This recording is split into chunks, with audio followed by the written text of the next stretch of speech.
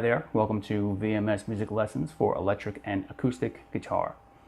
Holding the guitar improperly can be one of the first mistakes you make, so we want to make sure that you get it correct right from the very beginning. We're going to leave aside for the moment the possibility of using a strap and get right to how the guitar should rest on your leg. If you have a conventional shaped guitar, it should have a pretty pronounced curve right at the bottom there. You want this curve to rest squarely on your right thigh. If you're playing lefty, then of course the guitar should rest on your left thigh. Make sure that at no point you are holding up the guitar with your hand, resting the base of the guitar on your thigh. Use this curve, rest it on your leg. Alternatively, you might want to rest the guitar on the other leg, which has certain advantages to it, but just make sure that you are propping up your leg on a footstool or something like that, because if you don't, you're going to end up leaning into the guitar, which is going to make things a little more uncomfortable. Incidentally, this is also how you're going to have to hold the guitar if you have an unusual shape like a flying V. When it comes to using a strap, it's obvious that the primary purpose of a strap is to help you when you're standing and playing, and not necessarily when you're sitting and playing. However, even when sitting, the strap can help you by keeping the guitar in a steady position. What you're looking to do first, though, is make sure that the strap is keeping the guitar in pretty much the same position as it would be if you were just resting the guitar on your leg. Notice if I take my leg away here, the guitar is resting in pretty much the same spot that it was just a moment ago.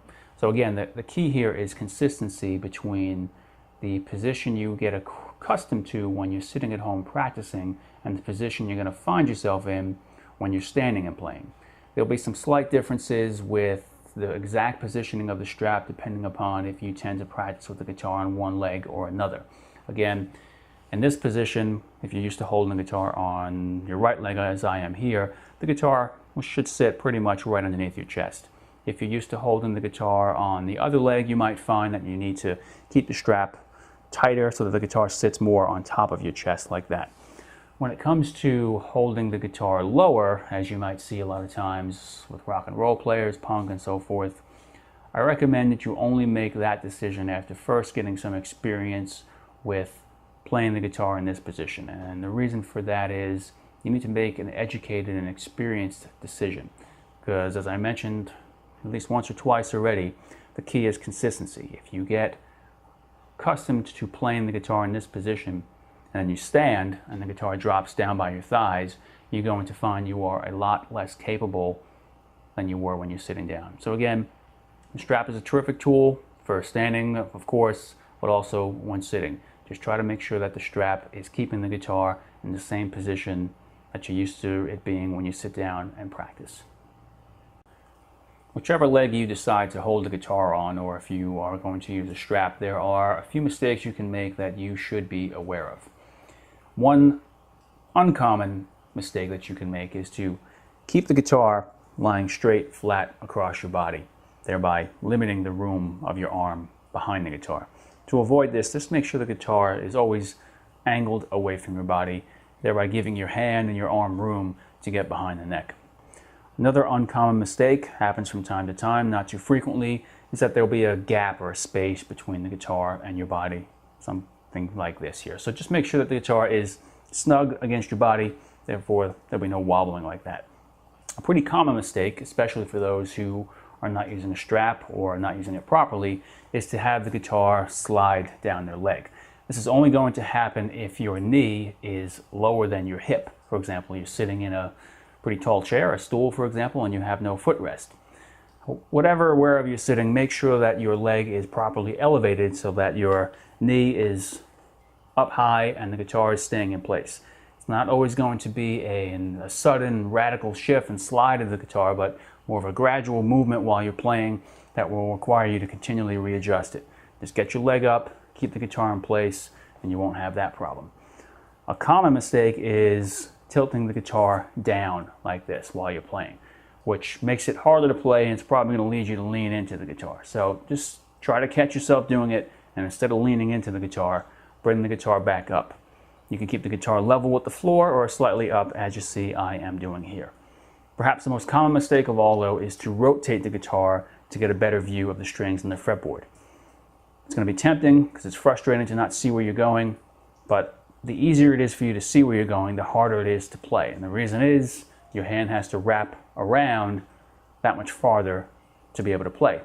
To give you an extreme example, if I lie the guitar flat in my lap, I can see the strings on the fretboard quite clearly. However, to get around it, I have to twist that much more. Now, that's an extreme and ridiculous example, and you will not go that far, I assume.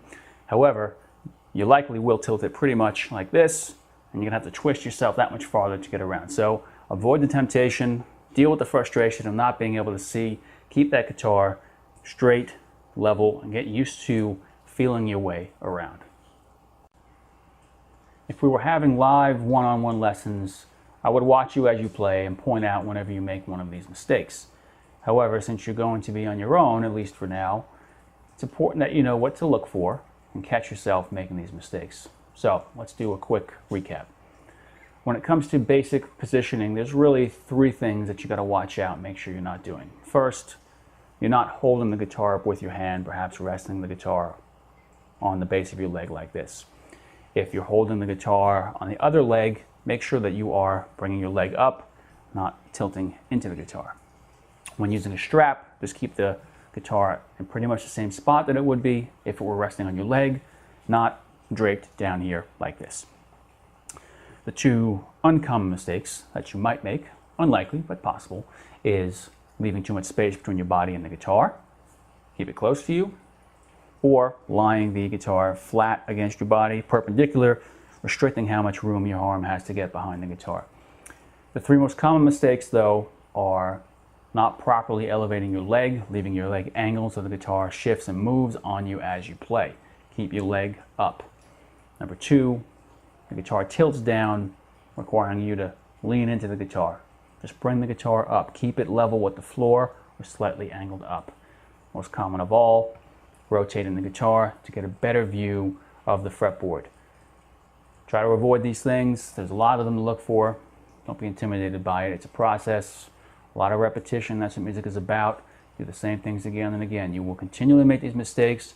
Just catch yourself doing them, stop it, and as time moves on, happens less and less frequently until they don't happen anymore, and that's one less obstacle on your way to becoming a proper guitar player.